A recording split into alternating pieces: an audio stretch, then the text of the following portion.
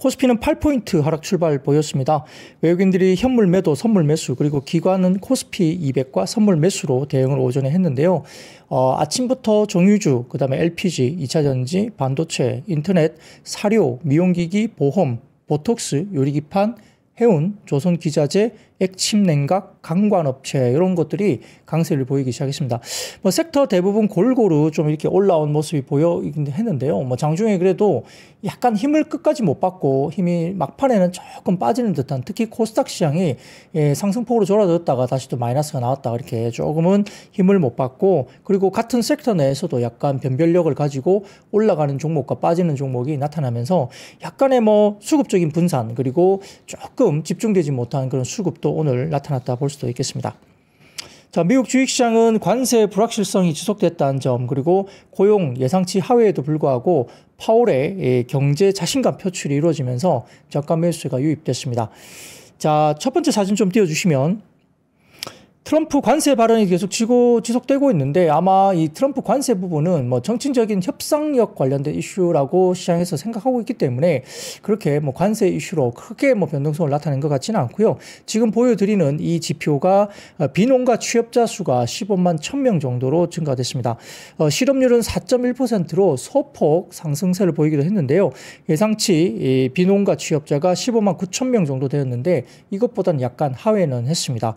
그러다 보니까 우리가 뭐 금리 인하 횟수도 2회에서 3회 이 정도로 조금은 올라가는 모습인가, 금리 인하 가능성을 조금 더 높게 형성되는 부분이 있고요. 그래도 불구하고 아직까지는 침체 확률이, 경기 침체까지 가는 것들에 대해서는 부각이 되고 있지는 않은데, 살짝 뭐 침체 확률 관련해서 일부 해외 쪽의 리서치들이 뭐 퍼센테이지를 따지지 않습니까? 뭐 침체 확률 25%, 뭐 침체 확률 30% 이렇게 리포트 상으로 이렇게 내는 게 있는데, 그런 톤이 살짝 올라갔다 정도만 생각하시면 될 것 같습니다. 그렇다고 해서 지금 뭐 침체를 거론할 정도로 아주 심각한 만한 그런 지표가 나온 것은 아니다 정도로 생각하시면 좋을 것 같고요. 자, 그래서 파월이 금리 인하 속도를 조절하지 않겠다는 매파적 발언에도 불구하고 시장은 경제 상황이 양호하다는 파월의 발언에 상당히 주목을 했던 것 같습니다. 아직까지도 경제에 대한 자신감을 필요로 했다는 점 때문에 미국 시장이 플러스권으로 마무리를 했고요. 브로드컴 호실적으로 반도체 업종이 지난 주말에는 상승을 보였습니다. 엔비디아가 1.9%, 마이크론이 4.1%, 필라델피아 반도체 지수가 3.2% 상당히 높은 상승률을 보이기도 했습니다. 자, 코스피는 미국 경기 불안이 완화되면서 상승을 했고요. 마진 개선 기대와 중국 경기 부양 기대감에 관련 업종들이 일단 상승세를 보였는데, 뚜렷한 수급 주체는 좀 부재한 모습이었어요. 그래서 약간 수급이 좀 이렇게 좀 흩날리는 모습이었거든요. 그래서 같은 섹터가 힘있게 같이 올라가지 못하고 조금 플러스권으로 돌아가는 섹터 내에서도 올라가는 종목과 빠지는 종목이 나타나는 등 차별화된 모습이 좀 나타나면서 제한적인 수급이 좀 유입되는 모습이 나타났습니다. 미국 경기 불안으로 파월 발언이 있었는데, 이런 부분들도 파월 발언이 사실은 뭐 경기에 대한 자신감을 좀 필요하겠다는 점에서 불안감도 좀 완화됐다 볼 수 있는 상황이고요. 주식시장이 반등을 주었고 업종별 순환매가 지속됐는데 코스닥보다는 코스피 쪽이 조금 더 올라오는 모습을 보이기는 했습니다. 특히 이제 정유화학 쪽인데요. 양회 이후에 중국 경기 부양 기대감 영향이 있습니다. 화학 같은 경우는 NCC 업체들이 한번 급등락을 줬다가 오늘 같은 경우는 정유주가 급등을 했는데 S-오일과 SK이노베이션과 같은 정유주가 급등을 했습니다. 트럼프발 원유 증산이라든지 그다음에 LNG 수출 이런 부분이 있는데 마진 증가 기대감이 정유주의 상승폭을 좀 높였다 보시면 될 것 같고요. 방산 같은 경우는 미국 우크라이나가 금주 사우디에서 회의를 한다고 보입니다. 11일 정도로 예상이 되어 있는데 휴전업종 진행과 유럽 방위비 증가 기대감에 신고가 나오는 종목이 다수가 있습니다. 다만 이제 오늘도 전체가 올라가는 건 아니었고요. 일부 종목만 올라갔다는 점, 그 부분도 저희가 좀 유의를 하실 필요가 있겠고, 자, 금양 같은 경우가 코스피 200 퇴출 후에 패시브 자금 유출에 따라서는 신저가가 나왔습니다.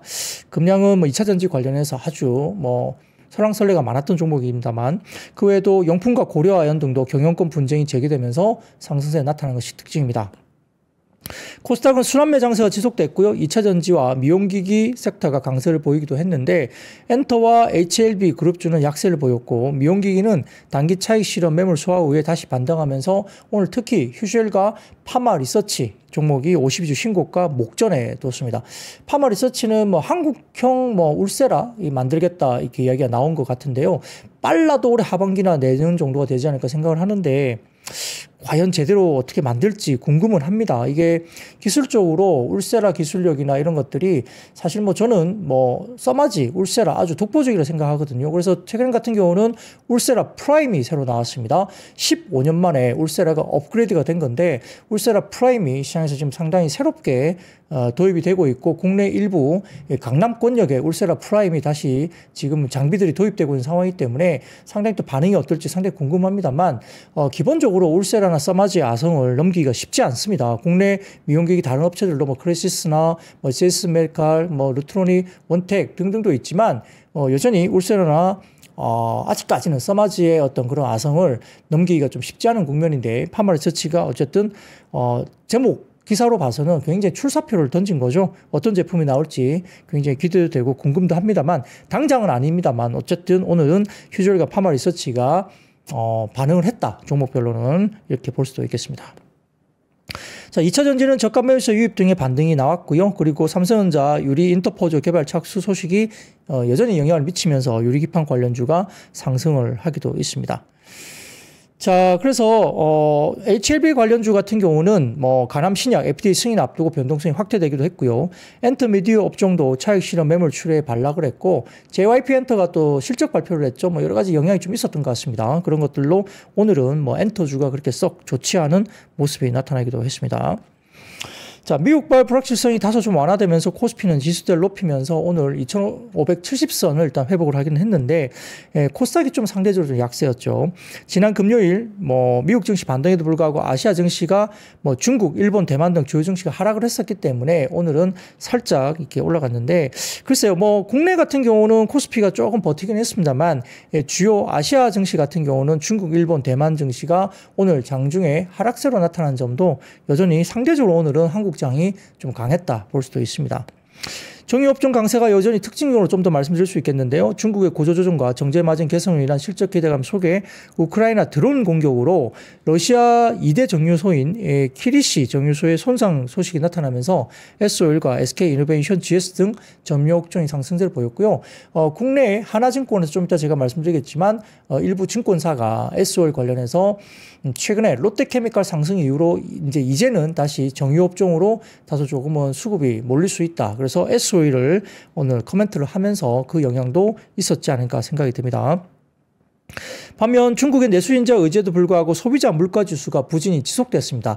이런 지표가 나오면서 중국 소비주가 엔터주도 마찬가지고요. 화장품 관련주도 조금은 약세 국면으로 접어 들어갔는데요. JYP 엔터 등 엔터 업종이 좀 많이 빠졌고 코스맥스, 아모레퍼시픽 등 화장품 업종과 롯데관광개발 등 중국 소비 관련 업종도 전반적으로 약세였습니다. 자, 업종별 순환매가 나타나면서 주가 부진했던 저평가 섹터로 보이는 삼성화재와 한화생명 등 보험업종과 2차전지 섹터의 LNF나 LG엔솔 같은 경우도 상승하는 모습이 나타났고요. 최근 강세를 보였던 조선업종은 뭐 내부에서 순환매가 나타나면서 삼성중공업이나 HD현대중공업 등 대형주는 조금 쉬어가는 모습을 보인 반면 HD현대마린엔진과 하나엔진 등 밸류체인 하단의 종목들은 상승했습니다. 특히 오늘 다울투자증권에서 조선주보다는 엔진주로 좀 더 보자는 또 리포트, 순환매 양상의 또 리포트가 나오면서 오늘은 조선주가 좀 쉬어가고 엔진주가 올라가는 그런 모습을 보이기도 했습니다. 방산업종 역시 유럽 방위비 증대 모멘텀이 지속되기는 하고 있지만 업종 내에서 순환매가 진행되고 종목별로 상승 하락의 차별화가 나타났는데 가파른 상승세를 보인 하나에어로스페이스가 조정받았던 반면 현대로템과 한국항공우주 등은 상승세를 나타냈습니다. 특히 한화시스템은 2028년까지 AI 무인화 기반의 로드맵을 공개하면서 장중에 강세를 보이기도 했습니다. 특징주로서는 영풍의 고려아연 주식 현물 출자를 두고 경영권 분쟁 재점화되면서 영풍과 고려아연 각각 급등각이 나왔고요. 그래서 업종 상승 탑3로 본다면 보험과 금속, 전기, 가스 정도로 들 수 있겠고 업종 하락의 버텀3로 본다면 오락, 문화와 섬유, 의류, 제약 정도로 들 수 있습니다. 그래서 금주 같은 경우는 미국 경기의 소비자 물가 쪽으로 좀 보셔야 될 것 같고요. 두 번째로는 탄핵 관련된 윤석열 대통령 탄핵 기각과 인용 관련된 여부가 이번 주 내지는 다음 주 정도로 이렇게 이야기될 수 있는 변수가 될 수 있고, 그다음에 미국과 우크라이나 협상, 그러니까 11일 날 사우디아라비아에서 일단은 협상을 한번 한다라는 이야기가 있기 때문에 이와 관련된 세 가지 중심축에 대한 지속적인 확인이 좀 필요한 변수가 아닌가 생각이 들 수 있겠습니다. 매크로 지표가 좀 뭐랄까요, 머리가 어지러운 그런 지표들이 좀 나올 수 있는 게 몇 가지 있습니다. 그래서 이 국내 증시에 뭐 탄핵 이슈 관련해서도 여전히 정치적인 불확실성으로 국내 주식시장에 영향을 미칠 수 있다는 점도 일단은 아직은 좀 변수로 볼 수 있는 상황이고요. 미국의 경기 문제 그리고 소비자 물가 이런 것들도 여전히 중요한 핵심 변수이기 때문에 한번 지켜볼 필요가 있겠죠. 자, 그런 것들 오늘 시장 이야기를 쭉 스토리로 한번 풀어드렸습니다. 자, 그러면 그 다음 매크로 지표 하나만 보고 갈까요? 자, 이번에 주말 사이에 미국의 실업률 지표가 나왔는데 4.1% 정도로 나왔습니다. 근데 이 표를 보시면 미국의 실업률의 최근 3개월 추이를 소수점 셋째 자리까지 살펴보면 지금 이렇게 그림을 보면 그렇게 표시가 안 납니다만 12월 달에 실업률이 4.086% 그리고 1월 달에 4.011% 그리고 2월 달에 4.139%가 나온 겁니다.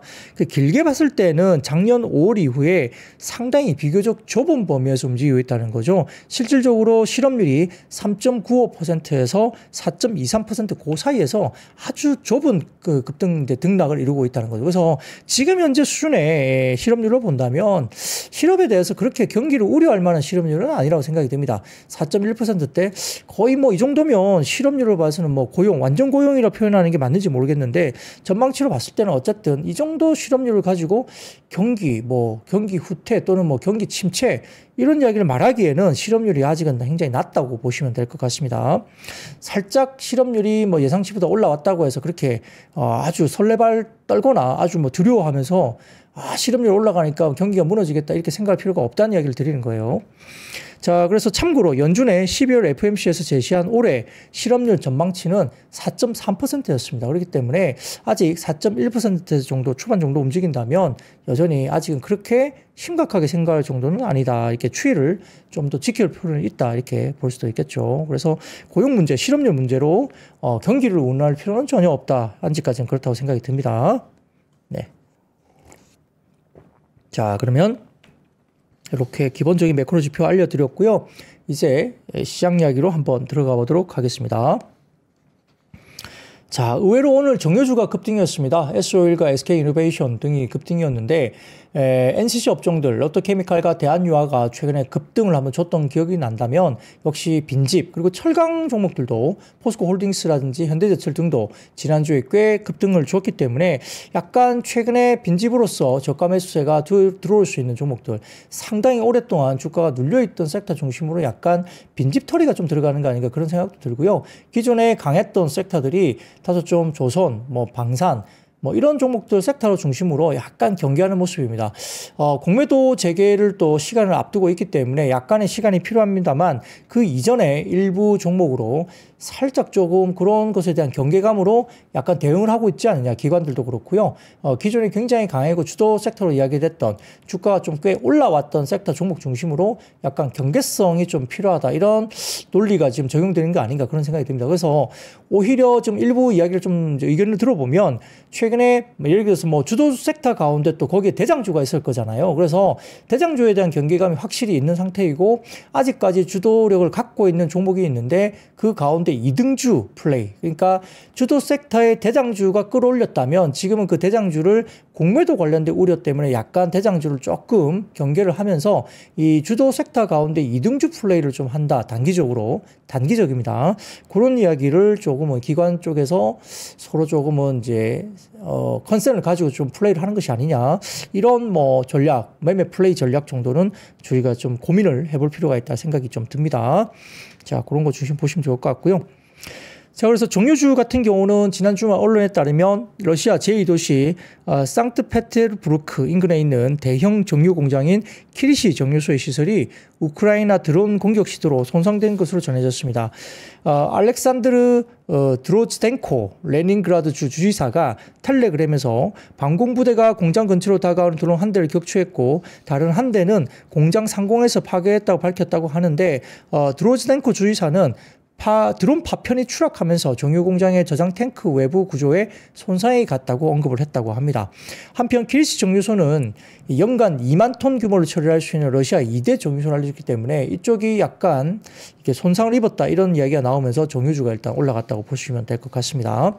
그래서 S-오일과 SK이노베이션, GS 등 정유 관련된 종목 올라갔는데 주말 사이에 약간 러시아와 우크라이나 사이에 공방을 좀 이야기를 들어보면 이게 미국 지원이 끊기면서 우크라이나가 좀 속수무책으로 러시아 쪽에서 좀 당하고 있는 것이 아니냐 이런 이야기가 좀 나옵니다. 그래서 우크라이나가 이 미국의 지원 없이 과연 러시아가 다시 한번 움직일 때 방어가 되겠느냐 이런 식의 우려가 좀 많습니다. 그러다 보니까 아마 사우디아라비아 쪽에서 11일 회담이 열리겠지만 아마 조만간 어떤 광물 협정 등을 포함한 약간의 종전이나 협상 이런 것들이 조금 이루어질 가능성도 좀 없지 않아 있을 수 있다. 그래서 젤렌스키 대통령이 약간의 자존심을 내려놓고 어떤 협상에 좀 적극적으로 좀 임할 가능성이 있지 않느냐 이런 생각도 해볼 수 있습니다. 트럼프 대통령은 어쨌든 간에 우리가 돈을 많이 줬으니 그에 대한 영수증 발급을 하면서 우리한테 뭐 내놔라 이렇게 하고 있는 입장이고 뭐 그렇지 않으면 지원 안 하겠다라고 나서고 있기 때문에 참 우크라이나 입장에서는 만만치 않은 상황이 아닌가 생각은 듭니다. 자, 그래서 하나증권에서 오늘 롯데케미칼 다음은 S-오일이라는 제목으로 리포트가 나갔었는데요. 정제 마진이 주 대비, WW, 그러니까 이제 정주 대비 약 2.1달러 정도 이렇게 화학이 약세로 봤습니다.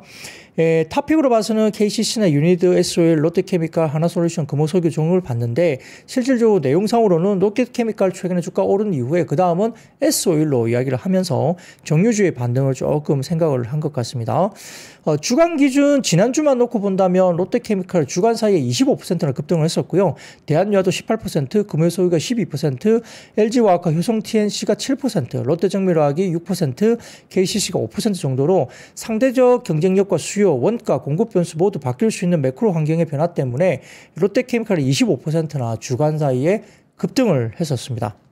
자, 한국 업체의 상대적 원가 경쟁력 회복 국면으로 좀 접어들면서 다크 플레이트 재개 그리고 이란 원유 수출 제로 그리고 러시아 우크라이나 종전 가능성 모두 경쟁국인 중국과 대만의 상대적인 원가 우위가 약화될 이벤트가 된다고 봤고요. 두 번째로는 미국의 천연가스 가격이 급등했다는 겁니다. 1년간 130% 상승을 했다는 효과가 있는데 최대 수출처인 멕시코, 캐나다, 중국과의 관세 전쟁을 급격한 미국 ECC 영업 환경 악화를 의미한다고 봤고요. 세 번째로는 실제 오일과 가스 레이시오가 15배 수준으로 하락해서 이제는 아시아 NCC와 미국 ECC의 경쟁력이 유사해졌다 이렇게 봤습니다. 자, 4월부터 시작될 오펙 플러스의 감산 완화가 원가 부담을 덜어줄 이벤트로 봤는데요. 2차 자발적 감산분 하루에 220만 배럴에 대해서 매월 하루에 13만 8천 배럴 정도 증상 결정을 하게 된다는 거죠. 유가가 안정화는 전반적인 물가 금리 부담 경감을 통해서 점진적인 글로벌 수요 확대로 귀결될 수 있고 중국의 관세 전쟁 대비를 위한 강한 내수 부양 의지도 긍정적으로 작용할 수 있다고 봤고요. 또한 유가 안정화는 향후 중동의 캐펙스에도 부담이 되기 때문에 이런 부분들이 역시 긍정적인 코멘트로 달렸습니다. 최근 4년간 최고점 대비 최저점에서의 하락률은 롯데케미칼이 무려 84%나 하락을 했고요. 대한유화는 83%, 하나솔루션 74% 정도 마이너스가 됐는데 상황 반전의 트리거가 확인되자 최저점 대비 가장 많이 오른 종목은 롯데케미칼, 대한유화, 하나솔루션 이렇게 가고 있습니다. 롯데케미칼은 46% 그리고 대한유화는 52%, 하나솔루션은 44% 정도 올라왔는데 즉 단기적으로 중국 부양 기대감이 작용하는 구간에는 낙폭과대 종목의 반등폭이 가장 높게 나타날 것으로 봤죠. 그래서 낙폭과대 종목의 축소 이후에 다음 관심 종목은 S-오일로 관심 종목이 넘어갈 것으로 이렇게 리포트를 했습니다. WTI 하단 60달러 초중반 예상을 하고 있고요. 중국의 원가 경쟁력 약화가 티팟 가동률 급락과 정제마진 반등으로 확인되고 있고 26년 하반기 완공되는 S-오일의 샤인 PJ는 기존 NCC의 영업 환경 악화로 전혀 주목받지 못하고 있는데 하지만 롯데케미칼의 회복이 가시화될 경우에는 TC2C의 상대적인 원가 우위와 높은 자체 발전 비중이 압도적인 원가 우위를 무기로 주목받을 가능성이 높다라고 평가를 했습니다. 그래서 S-오일 관련해서 상당히 지난주 롯데케미칼 이후로 S-오일로 그 초점이 좀 관심이 이렇게 옮겨질 수 있다는 리포트를 냈기 때문에 그 영향도 아마 좀 있었지 않을까 이렇게 생각을 해볼 수 있겠습니다. 자, 그래서 오늘 정유주에 강한 반등이 나왔다 이렇게 보시면 될 것 같고요. 그럼 두 번째 섹터입니다. 오늘 방산주가 약간 차별성을 띠긴 했지만 방산주가 상승세를 보였습니다. 특히 현대로템 같은 경우도 9만 원 선 위로 다시 올라왔는데요. 언론에 따르면 9조 원에 달하는 K2 흑표전차의 폴란드 2차 수출 계약이 이르면 다음 달 체결될 것으로 전해졌습니다. K2 전차 폴란드 2차 수출 계약 규모가 22년 8월에 체결된 1차 계약 때와 마찬가지로 180대인데 금액으로는 60억 달러대 약 9조 원 정도로 알려졌고요. 수출 계약이 최종 성사되면 폴란드와의 방산 협력은 더욱 탄력을 받을 것으로 전망하고 있습니다. 여기에 대해서 BNK 투자증권에서는 전 세계적으로 분쟁의 강도는 심화되고 있고 잠재적 요인도 많은 상황인데 몇몇 전쟁이 종전되더라도 신냉전 돌입으로 인해서 군사적 긴장, 군비 경쟁이 심화될 것이다. 최근에 지난주까지 계속 이야기된 거 아닙니까? 유럽 쪽에서 군비 경쟁을 하고 있고, 그 다음에 우크라이나 쪽에 좀 더 지원을 하겠고, 기금을 마련해서 여러 가지 부분에서는 군비를 좀 더 올리겠다 이야기를 공식적으로 많이 하기 때문에 특히 독일과 영국이 좀 앞서고 있다 이렇게 이야기를 하고 있죠. 그래서 특히 미국의 저관여 정책은 각국의 방위비 지출 확대로 이어질 것이고, 여기 나토 군이 역시 핵심인데 나토 관련해서도 GDP 대비 2%의 기준을 GDP 대비 5%로 국방비 증액을 또 요청하고 있기 때문에 이런 겁니다. 일론 머스크도 나토에서 미국이 국방비 지출을 많이 하는 것에 대해서 상당히 부정적으로 생각하고 있다는 점도 우리가 알려져 있기 때문에 그런 것들 관련해서 유럽 중심으로 군비 경쟁이 좀 더 이어질 가능성이 있다고 보는 것이죠. 자, 한국의 방산 수출 수주가 24년 100억 달러 미만이고 25년으로 이연된 수출 수주 물량은 약 94억 달러로 추산을 한다고 BNK 투자증권에서 리포트를 했고요. 25년 방산 수출 수주는 지난해 이연된 수주를 감안할 때 사상 최고치 경신이 또다시 가능할 것으로 리포트를 했습니다. 방산 수출 수주가 3년 차부터 수출로 반영된다고 가정해서 유추해보면 27년 점유율 6%를 넘어서면서 글로벌 무기 수출 4위 달성이 가능할 것으로 봤습니다. 한 2, 3년 전만 하더라도 10위권 밖에 있었거든요. 근데 최근에 10위권 안으로 접어들면서 기본적으로 27년 점유율 6% 넘어서면서 무기 수출 4위 달성이 가능하고 있습니다. 상당히 많이 순위가 올라가는 것으로 보는 것 같아요. 자, 그래서 아울러서 국내 방산 5개사가 역대 최고치 실적을 경신했다고 리포트를 하면서 24년 매출액이 18% 증가했고요. 영업이익은 100% 성장했다. 아마 BNK 투자증권이 커버리지를 하고 있는 5개 방산업종을 이야기를 한 것 같습니다. 높아진 수익성 대비 대체로 저평가 상황으로 판단하고 PER 밸류에이션으로서는 현대로템, 한화에어로스페이스가 저평가되어 있고 PBR로 밸류에이션을 본다면 국내 방산 5개사 모두 저평가 영역에 있다라고 긍정적인 분석을 내놨습니다. 이에 따라 한화시스템, 대성하이텍, 항공항우주, 세트레가이, 현대로템 등 관련 주가들이 긍정적으로 움직였다. 이렇게 볼 수도 있겠습니다. 자, 근데 BNK 투자증권 등을 포함한 국내 리포트뿐만 아니라 해외 쪽에 JP모간도 방산업종에 대해서 리포트를 썼는데요. 최근에 한국 방산업체의 주가 상승 여력이 여전히 크다고 판단하고 한화에어로스페이스, 현대로템, 한국항공우주, LIG 넥스원의 목표 주가를 일제히 상향 조정을 했습니다. 한화에어로스페이스를 최선호주로 유지를 했고요. 방산 분야에서는 지상 시스템 업체인 한화에어로스페이스와 현대로템을 선호를 했고요. 중동 시장에서 의미 있는 수주 논의가 진행 중인 카이와 LIG 넥스원도 긍정적으로 평가를 썼습니다. 대부분 종목들에 대해서 JP모간은 긍정적인 리포트를 냈는데요. 25년 한국 방산업체 리레이팅 촉진 요인은 두 가지로 봤는데 첫째는 유럽 현지 생산 기반을 구축하면서 유럽 방산 시장 내 입지를 확장할 기회를 마련했다고 본 것 같고요. 이에 따라 유럽 방산업체들과 유사한 수준으로 주가가 재평가가 가능하다고 봅니다. 최근에 유럽 시장은 방산업체들이 상당히 높은 수익률을 올리고 있다는 점도 특징이죠. 둘째, 중동 시장이 한국 방산업체들에게 열리고 있고 대규모 재고 보충 수요가 존재한다고 평가를 했습니다. 유럽과 중동을 합산한 한국 방산업체들의 연간 신규 수주 가능 시장 규모는 19조 원 수준인데 유럽이 14조 원, 중동이 5조 원 정도 된다고 추정을 했고요. 현 시점에서 수주 피크를 논하는 것은 아직은 시기상조라고 판단을 했죠. 그래서 수주 피크 우려가 성급한 이유는 21년부터 24년까지 이 기간 동안 한국의 지상 시스템 업체들의 연평균 수출 규모가 9조 원인데 이 중 67%가 폴란드 향이었습니다. 그러니까 아주 어떤 특정 국가로 집중되어 있었다는 거죠. 유럽 내 생산 능력 확대로 인해서 수주 정점에 대한 우려가 제기되고 있지만 소유럽을 제외하더라도 한화에어로스페이스와 현대로템에 대한 14년 규모의 수주 기회가 존재하고요.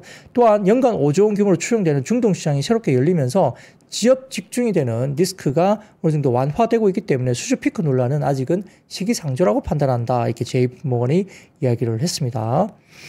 그래서 전체적으로 현재 한국 방산업체와 유럽 방산업체 간 밸류에이션 갭이 30% 이상으로 확대된 상황이고 상대적으로 유럽의 방산 업종들이 종목들이 더 비싸게 거래되고 있는데 물론 뭐 거기에 비싼 이유는 조금 일부 비싼 이유가 있겠죠. 어쨌든 그럼에도 불구하고 유럽의 재무장 기조와 한국 업체들의 현재 생산 확대를 고려하면 한국 업체들의 추가적인 주가 레이팅, 그 밸류에이션 갭 축소가 이루어질 수 있다 이렇게 판단을 했고요. 여기에 따라 하나에어로스페이스와 현대로톰을 최선호주로 이야기를 했고 카이와 LIG 넥슨에 대해서도 긍정적인 시각을 유지했습니다. 이건 이제 JP모간 리포트 내용을 말씀을 좀 드린 겁니다. 자, 그런 것들 중심으로 좀 보시면 좋을 것 같습니다. 자, 그러면 세 번째 섹터로 이야기 드리겠습니다. 최근에 음식료 사료 업종 주가들이 올랐는데 지난주 같은 경우에는 음식료 업종들이 라면 등을 포함해서 뭐 새우깡 등을 포함한 뭐 과자류, 라면류 가격 올린다 이야기 나오면서 농심이나 이런 것들 종목들이 좀 움직였고요. 그 외에도 여러 음식료 업종들이 좀 주가들이 움직인 점이 있습니다. 또한 미국 농산물 관세 부과와 미국 계란 가격 폭등 등 영향의 음식료 사료 업종들이 주가를 좀 움직였다 이렇게 볼 수도 있는데요.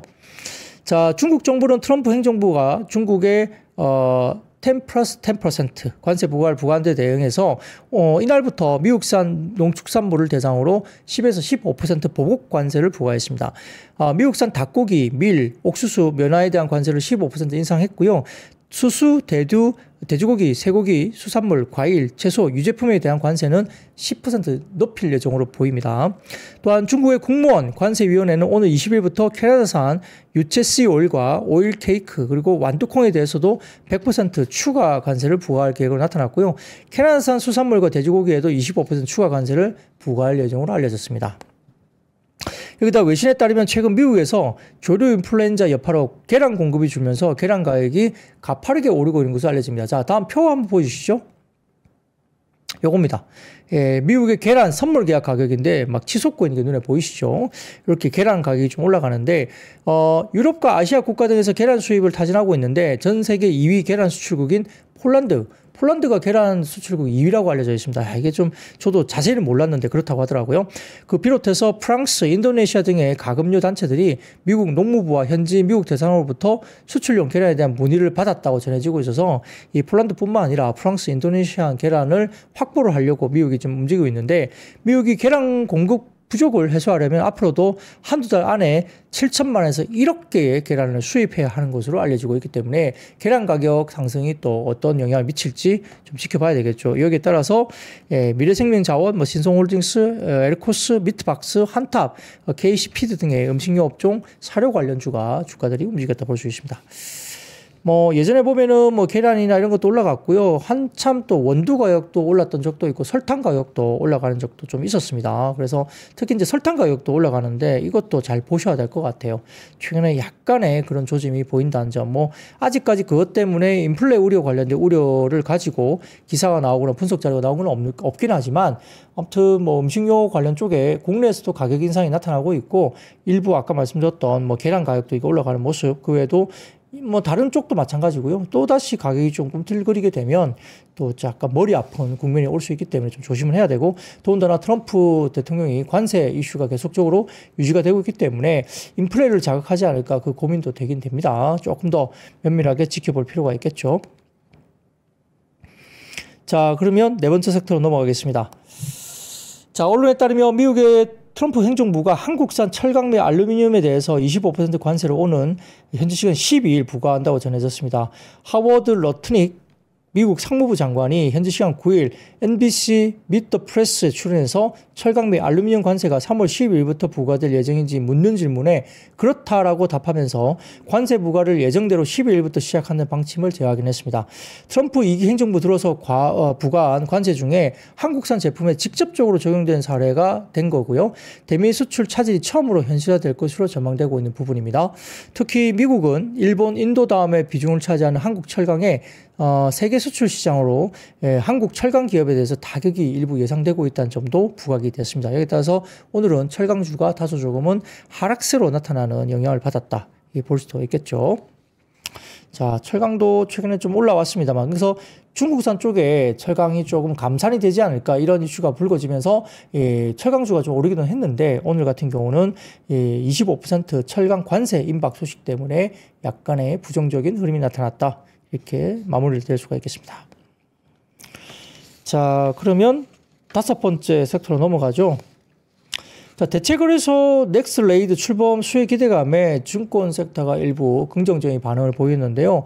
밀세증권은 보고서를 통해서 4일 출범한 대체거래소에서 지난 4일간 거래된 9개 종목의 합산 거래대금은 동 종목들의 한국거래소 합산 거래대금은 약 30%에 달하며 점진적인 종목 확대를 거쳐서 오는 2분기부터는 총 800개 종목으로 늘어날 것으로 계획을 하고 있습니다.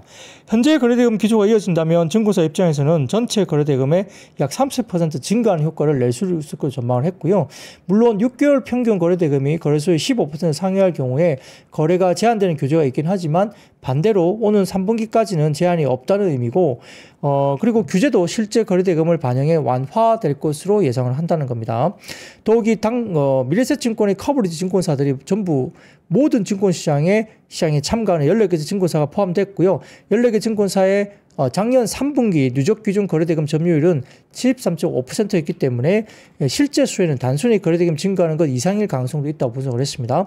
단기적으로 모든 시장 참가 증권사들 중심의 수혜가 클 것인데 이를 반영해서 커버리지 증권사 25년 지배주주 순이익 추정치와 목표주가를 모두 상향 조정한다고 리포트를 썼습니다. 1분기는 증시 환경도 우호적으로 분석을 했고요. 작년과 달리 코스피와 코스닥 모두 연초 이후 견조한 상승세를 기록했다 보기 때문에 2월 초에도 월초와 월말 두 차례 강한 하락이 발생했지만 그만큼 다시 상승 추세를 되찾는 양상이라는 점은 그 정도로 저점 매수에 대한 수요가 강하다고 반증을 하는 것이 아니냐 이렇게 설명을 했습니다. 국내 증시 호조는 직접적으로 레이팅, 상품성의 개선을 그리고 간접적으로는 브로커리지 회복까지도 기대할 수 있는 요인이라는 점에서 긍정적이라고 평가를 해서 증권업에 대한 긍정적인 리포트를 냈다고 보시면 좋을 것 같습니다. 한편 언론에 따르면 김동준 키움 프라이빗 에쿼티 대표가 키움증권 등기이사로 선임되면서 이사에 본격 합류했는데 이세 경영이 본격화되는 것이 아니냐라는 전망이 나오고 있다 보면서 이 키움증권 쪽도 움직임이 있었습니다. 키움증권, 유한타증권, 유진투자, 다울투자증권 등 증권주가 상승세를 보였다 이렇게 말씀드릴 수 있겠습니다. 자, 증권주 참 손이 잘 안 나가죠. 네, 근데 어쨌든 증권주까지 움직임이 나타났다 볼 수 있겠습니다. 자, 그러면 여섯 번째 섹터로 한번 넘어가 볼까요? 보수적인 업황 지표 분석에 조선주가 하락세를 보였습니다. 조선업종은 꽤 많이 올라왔던 주도 섹터였는데요. 방산과 조선 등이 주가들이 좀 올라온 상태이기 때문에 아까 제가 말씀드렸던 약간의 주도 sek터, 많이 오른 섹터에 대해서 이렇게 이제는 공매도 관련 이슈가 불거질 텐데, 이 수급 주체들 입장에서는 아무래도 이게 튀어나온, 이게 그런 그죠? 튀어나온 못이 이게 정을 맞는 거잖아요. 그러니까 약간 많이 오른 섹터가 역시나 좀 공매도 타겟이 될 가능성이 있지 않느냐. 그리고 기본적으로 조선업종은 업황이 굉장히 좋긴 하다고 이야기를 하지만 밸류에이션 이슈가 분명히 있죠. 일부 종목은 PBR 4배까지만 올라가는 형상이기 때문에 자 그러면 PBR 레벨 수준이 과거 대비해서 비싸냐? 당연히 과거 대비로는 비싸게 거래되고 있는 겁니다. 그렇기 때문에 밸류에이션 부담감이 여전히 있다는 것도 인정할 수밖에 없어서 이렇게 공매도 타겟으로 될 가능성이 있다는 점은 부인할 수 없겠죠. 그렇기 때문에 일단 업황에 대해서 여러 가지 부분에서도 업황 지표에 대해서 보수적인 코멘트를 하는 그런 리포트가 이제 슬슬 나오기 시작했습니다. 자, 그래서 오늘 IM증권에서 관련된 보수적인 업황지표 관련돼서 조선주에서 언급을 했는데요. 호재가 이어지고 있지만 무시할 수 없는 업황지표들을 해가지고 약간 조선업에 대한 경계하는 그런 리포트가 나왔습니다. 관련해서 내용을 좀 보자면 연일 계속되는 조선업 호재 주가 상승을 견인했다 봤는데요. USTR 중국 제재 조치 그리고 미국 상원 해군 준비태세 보장법 알래스카 LNG 등 연일 이어지고 있는 호재가 조선주 주가가 연초 대비 전체적으로 조선업종을 50% 이상 상승을 견인했다 이렇게 봤는데요. 그러나 전반적으로 무시하면 안 될 업황 지표들을 집어줬습니다. IM증권에서. 그래서 뭘 봤냐. 전 세계 발주량이 2월 누적으로 보면은 전년 대비로도 마이너스 65%로 현재 발주량이 현저하게 떨어졌다는 겁니다. 코로나 영향을 받은 2000년도보다도 마이너스 20.1%로 발주량이 줄어들고 있다. 2월까지입니다. 높은 선가와 수요 잔고 그리고 트럼프발 불확실성이 선주의 캐펙 투자를 주저하게 만든 것으로 분석을 했고요. 물론 2월까지 누적이기 때문에 좀 더 지켜 봐야 된다는 의견도 있습니다. 그래서 너무 짧은 기간에 대한 발주량에 대해서 너무 성급하게 생각하는 것이 아니냐 이런 의견도 있긴 합니다만 아무튼 현재 시점에서는 누적 발주량이 상당히 줄어들었다는 거고요. 선가를 본다면 선가지수가 23주째 하락을 하고 있습니다. 전고점 대비 LNGC 같은 경우는 마이너스 3.4% 그리고 VLCC 같은 경우는 마이너스 3.8% 등 주요 선종 하락폭을 키우는 중이고요. 고점 유지하던 MR 탱커마저도 지난주 마이너스 1.9% 하락을 했다는 겁니다. 수주 점유율을 보면 중국 점유율이 증가하고 있다는 점입니다. 25년 3월 현재 중국의 잔고 점유율 59.4%로 전년 50.1%보다 증가를 하고 있고요. 한국은 24년 29.3%에서 오히려 올해 23.8%로 하락을 했다는 거예요. 수요 잔고 절대량 역시 중국은 2008년도보다 25% 증가했는데 한국은 44.8%나 감소를 했다는 겁니다. 그러니까 지표들이 악화되고 있다는 게 눈에 보인다는 겁니다. 그래서 실적 상승 여력과 호재는 여전하지만 그러나 신중한 접근이 필요한 구간으로 조선업을 보자는 거예요. 그래서 26년까지 조선사 실적 상승 기대는 불변한데 그러나 24년 10월부터 하락한 성과는 27년이 되면 가시적 영향을 미칠 수 있고요. 발주량 감소가 지속되면서 선가 하락과 실적 피크가 보일 수 있는 가능성에 대해서 IM증권에서 언급을 했습니다. 물론 이제 미국 해군 MRO 및 신조 발주는 상선 발주를 분명히 메꿀 수 있으며 중국 제재로 한국으로 발주 비용 비중이 높아질 가능성이 크다고 봤는데 다만 CMA CGM은 제재 조치에도 중국 발주를 했으며 동시에 미국 투자까지 발표를 했기 때문에 향후 선사들의 동향이 주식이 필요하다. 왜냐하면 분위기로 봤을 때 한국으로 올 수도 있는 것도 지금 발주가 중국 발주도 있었고 미국 투자도 발표됐기 때문에 이런 것들도 고려를 해야 된다는 겁니다. 주가는 기대대 때문에 올랐지만 현실 시황은 생각보다 녹록치 않은 시황으로 가고 있기 때문에 신중히 투자해야 하는 시점이 아닌가 이렇게 성급하게 보지 말자 이렇게 약간 경계하는 그런 리포트를 내기도 했습니다. 자, 그 다음 표 보여드릴게요. 조선 3사 수주잔고와 성과지수 봤는데요. 지난 3분기부터 감소세가 나타났다는 걸 보여주는 흐름입니다. 오른쪽 끝에 보시면 빠지고 있는 모습이 보이고 있고요.